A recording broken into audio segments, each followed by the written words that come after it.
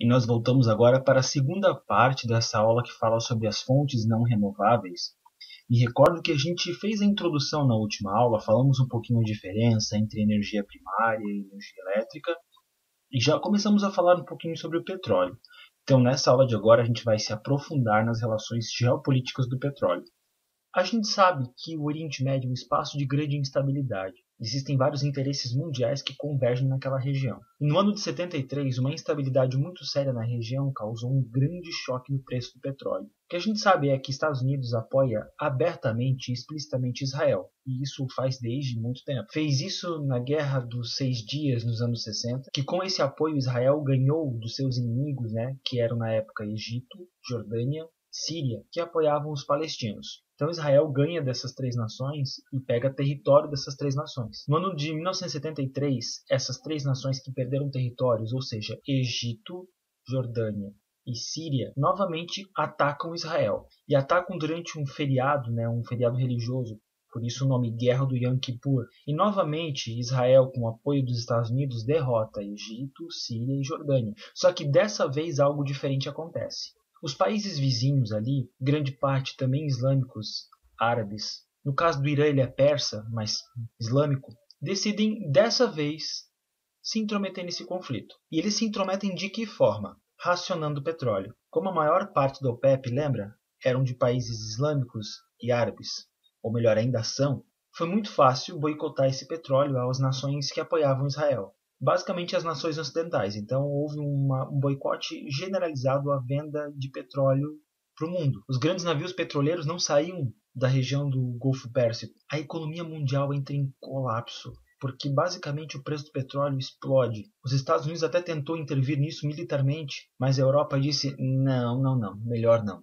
Já está ruim como está, não vamos piorar a situação. Então, esse grupo de países mostra força perante a política e a geopolítica mundial apenas com um simples movimento de racionar o petróleo. Esses países enriquecem, daí surgem sheiks, os petrodólares, aí você meio que entende Dubai e tal.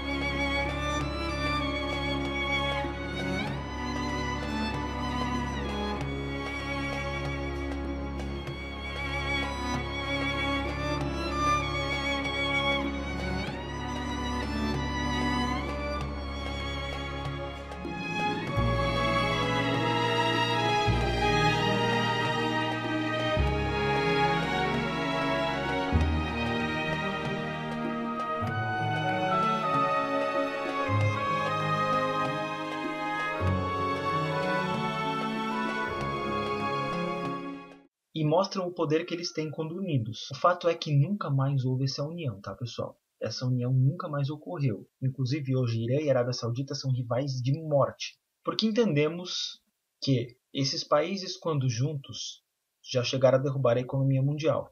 Então, por isso que é muito recorrente que a gente tenha guerras nessa região que são patrocinadas por interesses. E um dos maiores interesses é de não deixar esses países novamente se entenderem, porque isso já aconteceu e eles derrubaram a economia mundial. Eles acabaram com a era de ouro do capitalismo, que era o momento em que os países mais cresciam no planeta. Crescimentos de PIB que ultrapassavam 10%. E entra uma recessão mundial nos níveis comparados a 29, inclusive, e que se arrastou por 2, 3 décadas.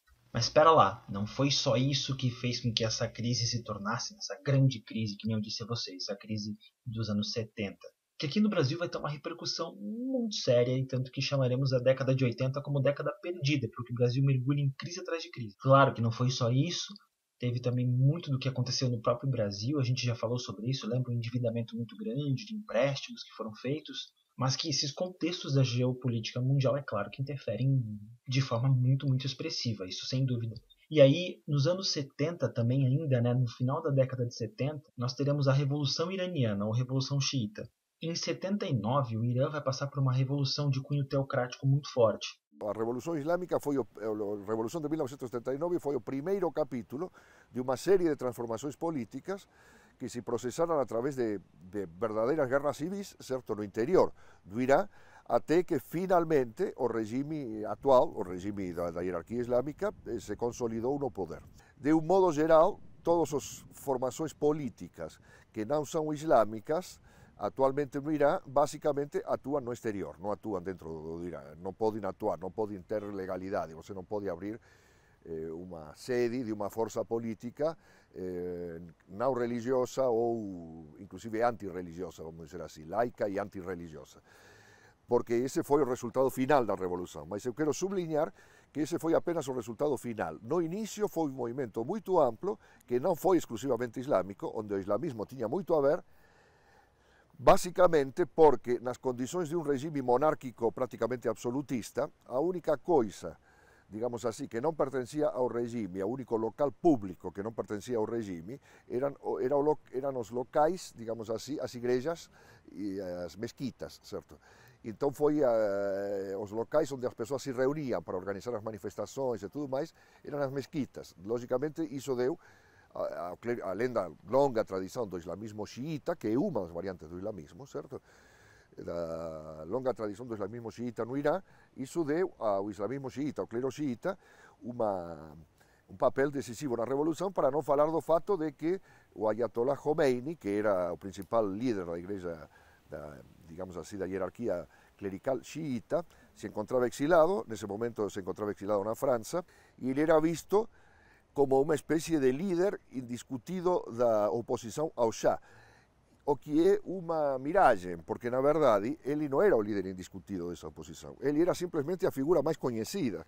Última consequência importante disso, a Revolução Iraniana deflagrou uma onda islâmica no mundo. Embora fosse xiita no Irã, essa onda islâmica não foi especificamente xiita, foi mais sunita do que xiita nos outros países. Então provocou paralelamente à Revolução Iraniana a emergência do islamismo no Afeganistão e provocou, devido à influência da Revolução, porque o Irã faz limite com as antigas repúblicas soviéticas, certo? Provocou a invasão soviética do Afeganistão, que foi o início da contagem regressiva do regime soviético também, ou seja, que foi uma revolução que fez mortos e feridos dos dois lados e alterou por completo a situação de Guerra Fria. Foi o início da morte da Guerra Fria, porque a Revolução Iraniana foi uma revolução contra os Estados Unidos, mas também contra a União Soviética. O islamismo, uma religião que até esse momento era considerada secundária, porque não tinha nenhuma força, não havia nenhum regime estatal que se declarasse abertamente islâmico, o único que se declarava totalmente islâmico era o regime da Arábia Saudita.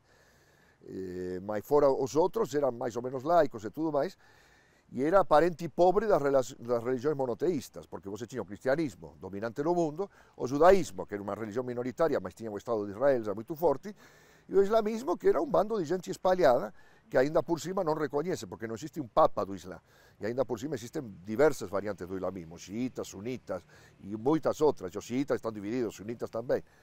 Então o resultado foi que, independentemente de todas essas divisões, essa revolução provou que o islamismo político era capaz de ser vitorioso. E isso foi uma bomba cujos efeitos abalam o mundo até o dia de hoje, porque tudo que veio depois, Estado Islâmico, enfim, tudo que estamos vivendo hoje, em parte é consequência da Revolução Islâmica de 1979.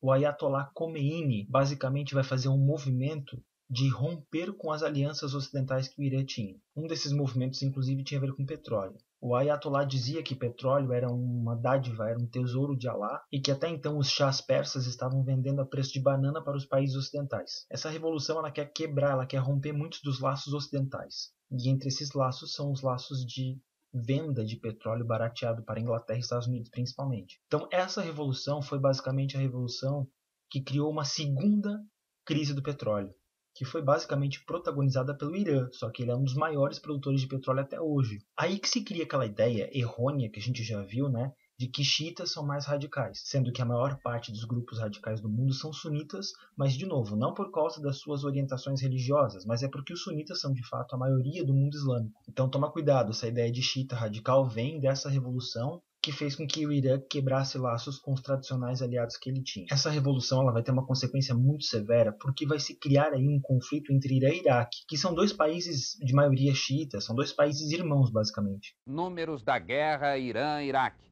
O Iraque afirma que derrubou 77 aviões e afundou 2 fragatas e 7 canhoneiras iranianas. O Irã diz que abateu pelo menos 51 aviões iraquianos, Diz ainda que destruiu mais de 40 tanques e afundou 4 navios iraquianos. Os dois países admitem que sofreram muitas baixas. Não citam, no entanto, nem o número de mortos, nem o de feridos. Veja agora as primeiras imagens da guerra no Golfo Pérsico. A televisão do Iraque mostrou hoje os estragos que a aviação iraniana fez em Bagdá. Os aviões atacaram os subúrbios da capital iraquiana. Dezenas de casas ficaram destruídas.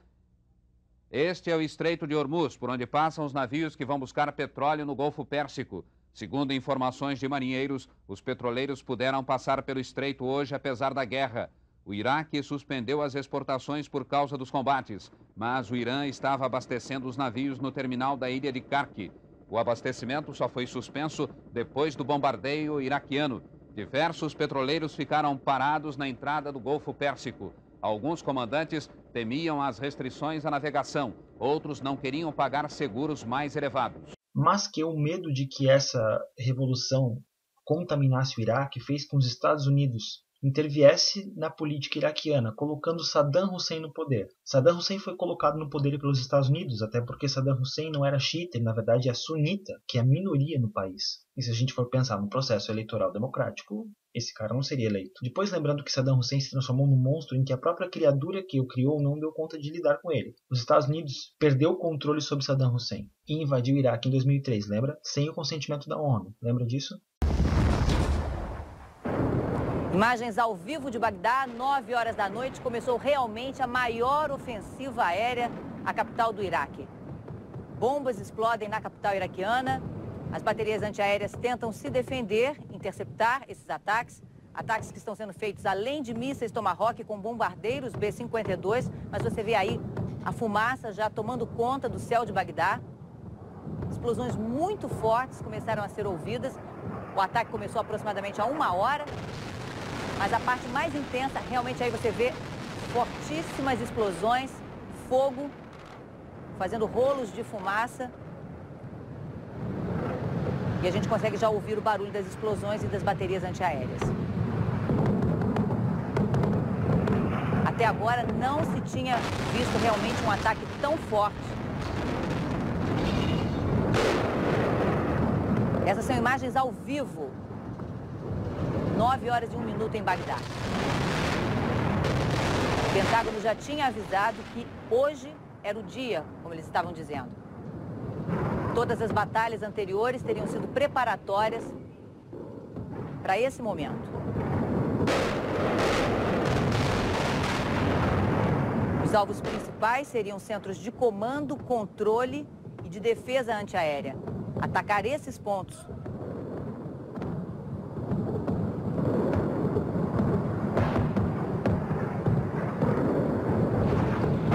Continua havendo ataques por toda a cidade, região central, muita fumaça, quase que encobrindo completamente as luzes, os flashes das baterias antiaéreas. E a gente ainda consegue ver um pouquinho no canto direito do vídeo.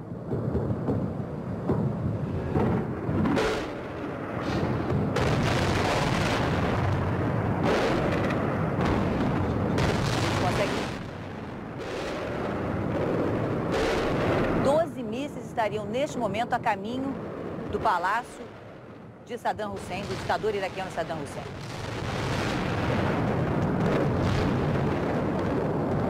Em nenhum momento nesses 3 dias de ataque tinha se ouvido ou se visto um ataque tão potente, tão forte.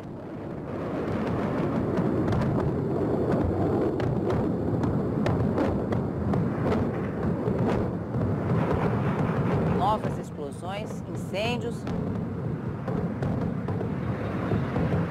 E o interessante observar é que, apesar desse bombardeio tão intenso, a capital do Iraque, Bagdá, continua com energia elétrica.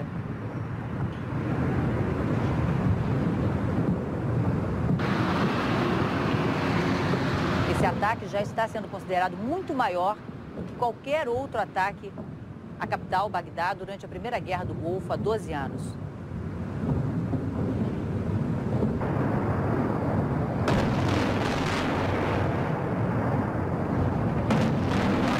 Prédios do Ministério da Defesa, das Relações Exteriores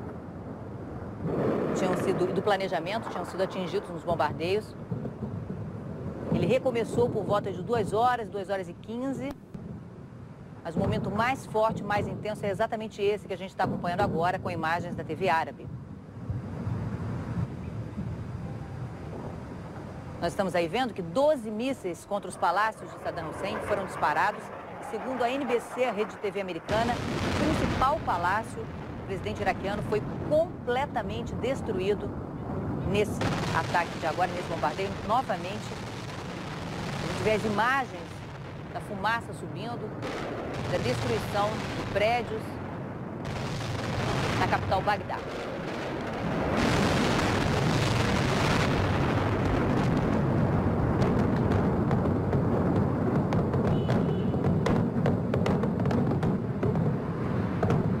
E você acompanha imagens e o som dessa maior ofensiva das tropas aliadas contra o Iraque, nesse terceiro dia de guerra.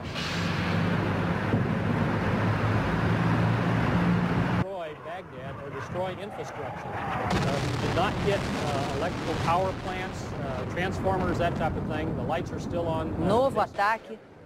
Até ontem eram 72 mísseis. Hoje, já só nesse ataque de praticamente 1 hora, são 50 mísseis Cruz atingindo a capital Bagdá. Uma explosão fortíssima.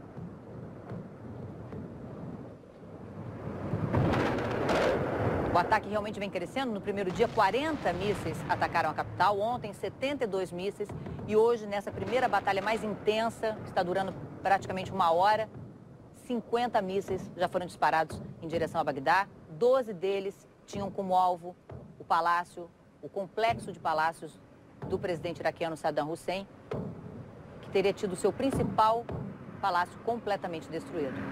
Você acompanha aí os incêndios, imagens ao vivo, 9 horas e 10 minutos da noite, no Iraque.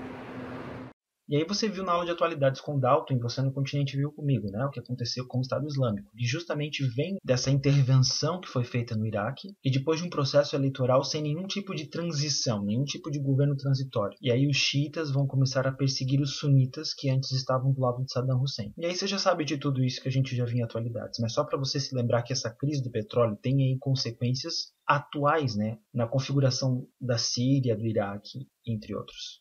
Em 2008, nós também tivemos uma crise do petróleo, que acompanhou aquela crise que você também ouviu atualidades comigo e com o Dalton, né? A grande crise de 2008. A instabilidade constante dos países produtores do Oriente Médio, somada à grande demanda por petróleo de países emergentes, tais como China e Índia. Poucos produtores produzindo de fato e grande demanda faz com que os preços se elevem. E isso agravou ainda mais aquele contexto de crise que a gente já viu. A gente já viu isso ano passado, mas só para a gente relembrar qual é o estado que mais produz petróleo no Brasil, lembrando ali embaixo, né, que 76,8% das nossas reservas estão offshore, ou seja, estão na região do oceano. Mas nós temos aí, né, 39% basicamente de reservas onshore, ou seja, no território, né, continental, ou seja, nas terras emersas no território do Brasil emerso. Então a gente não tem só petróleo no mar, tá, pessoal? A gente também tem reservas, né, em terra. O grande destaque estadual da produção de petróleo no Brasil é, de fato, o Rio de Janeiro. E aqui nós temos a extensão da nossa grande região petrolífera no litoral, sobretudo, né, com grande ênfase a pré-sal aqui nessa imagem, que a gente descobriu, né, que toda essa reserva de pré-sal se estende do litoral do Espírito Santo até o litoral do nosso estado aqui, Santa Catarina. Os momentos de crise são sempre momentos complicados, né, pessoal? Com muitas incertezas, muito sofrimento, mas também algumas oportunidades. No caso do Brasil, a gente vai investir em outras formas de obtenção de energia, como o programa Proálcool, por exemplo, né, que a gente falou lá na agricultura. Então, um investimento em obtenção de energia a partir da biomassa, a partir da cana-de-açúcar. E também passamos a investir na prospecção de petróleo em profundidade. A ideia foi de, cada vez mais, diminuir a dependência de petróleo que vinha do Oriente Médio. Porque a gente entendeu que durante essas duas crises, aquele espaço era muito incerto para a gente depender do petróleo. Então é hora de falar do carvão mineral, que é uma rocha, literalmente, e que é um tronco de árvore fossilizado, é um material vegetal fossilizado. Você está falando de uma rocha, isso aí. E o que é importante lembrar sobre o carvão é que ele tem graus, né, tem níveis de pureza. O petróleo também, mas a gente cobra muito mais do carvão. E aí a gente sabe que o carvão, ele quanto mais antigo, mais carbono na sua constituição, mais puro ele é, menos poluente ele se torna e mais energético, né? Maior calor, maior teor de energia. E aqui, galera, basicamente para fazer um comparativo com o antracito, que está aí embaixo, pode perceber que no caso do antracito, a gente vai demorar mais para pegar fogo, ele demora mais para se aquecer, mas perceba o quanto que ele lança de menos fumaça, porque ele justamente tem menos impurezas, né? Mas depois que ele começa realmente a pegar fogo, você percebe que a quantidade de energia é muito maior. A gente consegue perceber que o laranja ali, o vermelho está mais intenso, então tem muito mais calor. Ele demora mais para se aquecer, mas ele é mais puro, lança menos impurezas na fumaça e tem um calor muito maior. Então os carvões mais antigos são os melhores e menos poluentes. E também são os mais raros de se encontrar, né? Os mais difíceis de termos aí em reservas mundiais. Que no caso é o antracito, que você está vendo ali, né? O antracito é o melhor carvão, é o mais antigo, é o menos poluente. Só que, de novo, não é tão fácil assim encontrar antracito, né? O carvão que nós temos com mais quantidade é o carvão do tipo hulha, que inclusive encontramos aqui no Brasil. Só que ele não é tão puro, é mais poluente, o que é um problema, né? Aí fica nítido pra gente que a Ásia é o grande utilizador de carvão. Aí fica muito nítido pra gente que a Ásia é o grande utilizador de carvão, né? Sobretudo na China e na Índia. Lembrando que o carvão é muito utilizado para a geração de energia elétrica. Outros dois destaques muito grandes disso, Estados Unidos, né? E a gente percebe que na Europa nós temos também muito essa fonte de energia. Lembrando que Estados Unidos, a fonte de maior obtenção energética deles é o carvão. Só que uma das batalhas dentro da questão energética é justamente depender de menos carvão. O carvão é o pior combustível fóssil que tem, pessoal. Ele é o mais poluente, ele é o pior, de longe. Então, entre carvão, petróleo e gás, o carvão é pior. Muito mais poluição, muito mais fumaça. Problemas pulmonares, inclusive, né? A cidade de Criciúma apresenta um alto índice de câncer de pulmão e doenças respiratórias dado a isso. Carvão é poluente na sua queima, na sua extração, no seu resíduo. Por isso que os países que utilizam de muito carvão nas suas matrizes energéticas estão correndo atrás de acabar com isso aí.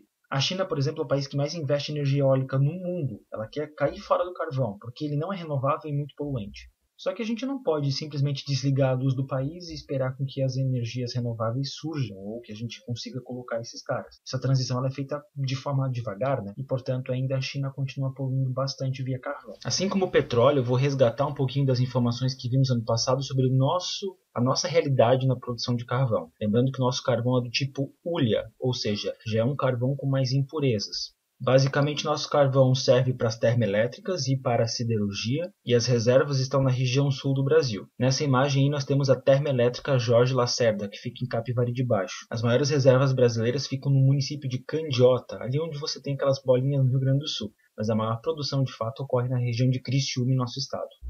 O complexo termoelétrico de Capivari de Baixo é composto por 5 usinas e gera energia suficiente para abastecer uma cidade de 4 milhões de habitantes, ou seja, 4 vezes toda a região metropolitana de Florianópolis. Algumas considerações sobre o carvão mineral do Brasil. Durante os anos 30, Getúlio Vargas teve uma obrigatoriedade do uso do carvão nacional. Então, durante os anos 30, aqui em Santa Catarina, o uso do nosso carvão foi muito intenso. O nosso estado é o estado que é o maior produtor de carvão do Brasil, embora as maiores reservas estejam no estado do Rio Grande do Sul. O município de Candiota, do Rio Grande do Sul, tem uma grande reserva. Só que o nosso carvão ele não é de tão boa qualidade. Na verdade, ele tem uma qualidade bem baixa em termos energéticos. Por isso que o nosso carvão, depois do tempo, acabou sendo bem menos usado. Atualmente, nosso carvão basicamente tem o destino da nossa termoelétrica Jorge Lacerda, aqui em Capivari de Baixo. E aí tem o destino de algumas siderúrgicas e a parte do carvão menos impura, o que menos tem impurezas, porque ele tem muitas impurezas, inclusive isso acaba tornando o transporte dele complicado, o uso dele complicado. A gente hoje importa muito carvão da Índia e da China, mas o carvão a gente nem usa tanto para gerar energia elétrica. Vamos nos lembrar que o carvão é o pior combustível fóssil dentre todos. Ele é poluente na extração, ele é poluente na queima, ele é poluente no resíduo pós-uso. E a cidade de Criciúma tem grandes taxas de câncer de pulmão e de doenças relacionadas a essa questão do carvão, tá bom? Fora o fato de que embaixo da cidade é tudo oco, porque tantas galerias que eles fizeram para prospecção de carvão deixaram a cidade até com instabilidade no terreno. Então é bem complicado o uso do carvão.